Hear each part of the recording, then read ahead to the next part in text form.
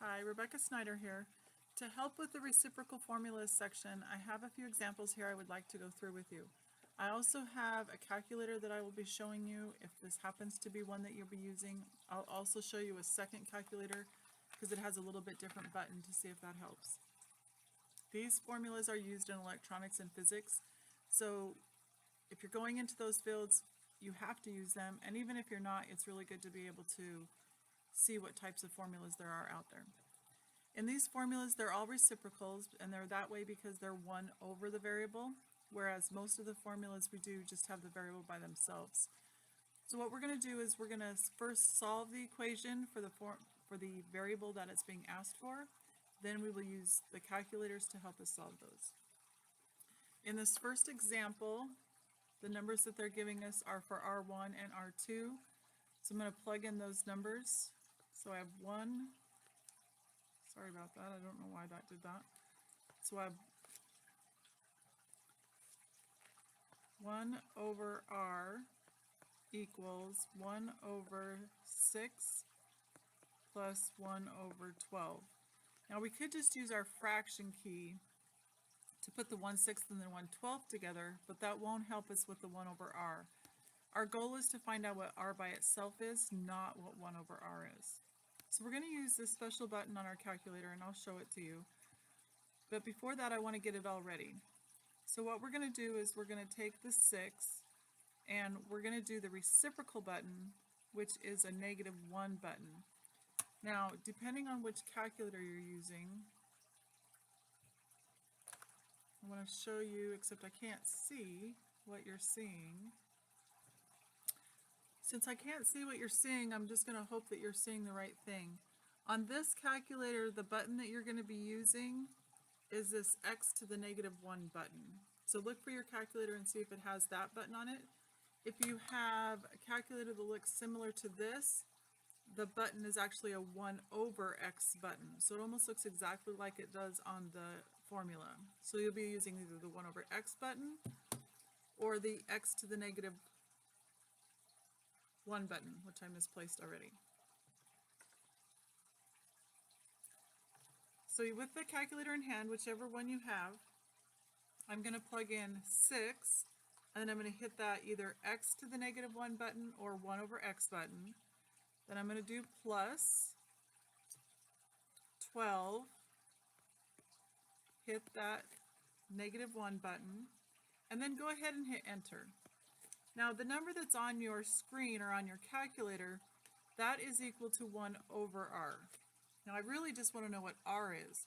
So what I'm going to do is I'm going to take whatever that answer is that the calculator gave to you and hit that button again, the -1 button, and then hit equals. Now your answer is just what r is. So on this one I got r equals 4, and my answer is in ohms. Now if you didn't get 4, you want to go back through that property again. Now it doesn't matter if you're using the 1 over x button or the x to the -1 button, it works exactly the same. Okay, let's see if we can get this number 2. It's a little bit different because of what they're asking you to solve for. First, I'm just going to plug in what I know. I have 1 over 8 equals 1 over 12 plus, and I see there's a typo there. Since I'm solving, I know SO, this really should be SI. I can't have SO and solve for SO. So this is 1 over S sub I. Now if we go back to what we've learned previously in this chapter, in order to solve for the variable, I move the parts that aren't there. So I'm going to minus 1/12 from both sides. So what I have right now is I have 1/8 minus 1/12 equals the 1 over SI. So to plug this into my calculator, I'm going to do 8 to the -1 minus 12 to the -1. So I'm going to take a second and do that. 8, hit the x to the -1 button, minus 12, hit the x to the -1 button, hit equals. I have 0.0416 repeating. So now I'm going to take that answer, I'm going to hit the x to the -1 button again, hit equals again, and you should get 24. So S sub I is 24, and in this case that is centimeters. Now the one thing I do want to mention, thinking back to what WebAssign is going to ask you, however the numbers are given to you in the problem, that's how it wants you to input the answers. Looking at number 1, I have 1, 2, 3. At R2, I have 1, 2, 3. So these numbers all have 3 parts to them. So really when I plug in my answer for R, I need to plug it in as 4.00.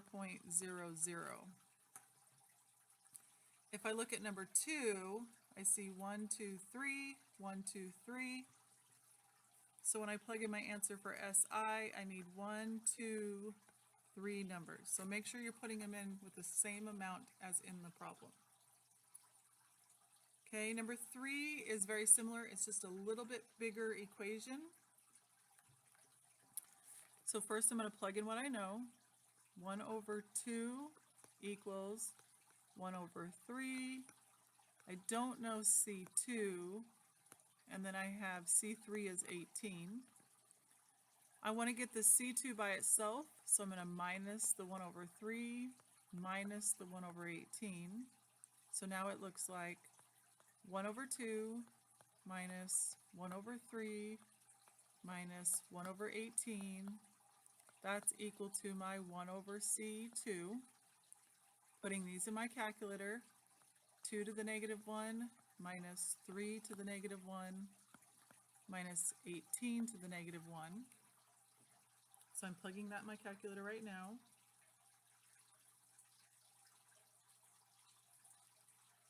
And I have 0.1 repeating, so 0.11111. Now I'm going to take that answer, I'm going to hit the x to the negative 1 or the 1 over x button again, equals, and I have an answer of 9. So C2 equals 9. 1, 2, 3 numbers, 1, 2, 3. So all of these have 3. So I need to do 9.00 when I plug it into my answers. Now I do want to go ahead and do one more. And the reason I want to do that is because there are a few problems on your assignment that have what we call scientific notation that we're plugging in for our answers or our variables. So I want to show you how that changes it up just a tad bit. So my 1 over C, this time my C is 1.25 times 10 to the negative 6 equals 1 over C1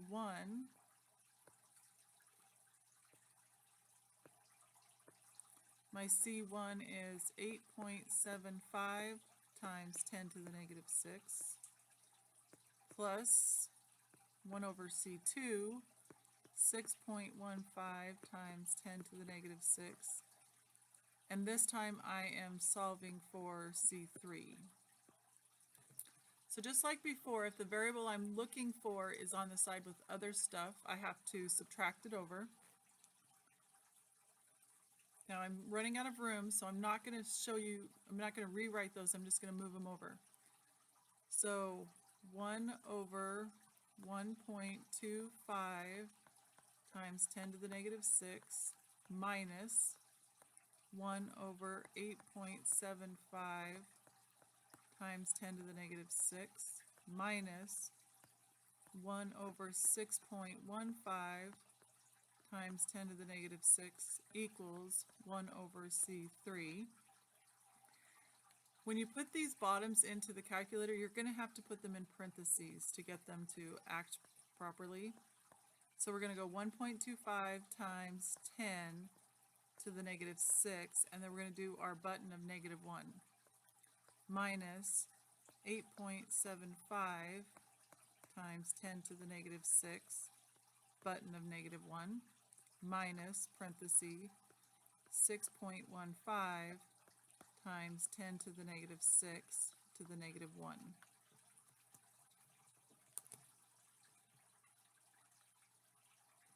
So parenthesis 1.25 times 10. Now if you're to put the power of -6 on my calculator, and one calculator it's a what we call a caret button, so it looks like this. On the other calculator it looks like this. So either one of these buttons is what you'll do to do the -6. Now I'm going to close the parenthesis and then do the x to the -1 button, minus parenthesis 8.75 times 10, and hit either the caret or the y to the x button, -6, close the parenthesis, x to the -1 button, minus parenthesis 6.15 times 10 caret -6, close the parenthesis, x to the -1 equals, and I messed up because I got an error. So, oh, I forgot my caret. Okay, so now I should get an answer. Okay, so I have like a really big number, 52311, blah, blah, blah. Now this is 1 over C3. I just want to know what C3 is, so I have to hit that 1 over x, or x to the -1 button again. Now the answer that came out is 0.00, let me count how many zeros. 4519112. Because the numbers given to you are in scientific notation, the answer needs to be in scientific notation. To do that, we're going to take the decimal and we're going to move it. So instead of the decimal being after this first 0, it's going to come all the way over here to after the first number that's not a 0. Now, when I plug it in, the numbers in front are 3 numbers again. So that's 1.91 times 10. Now my exponent is how many places I moved the decimal. So I moved it 1, 2, 3, 4, 5, 6.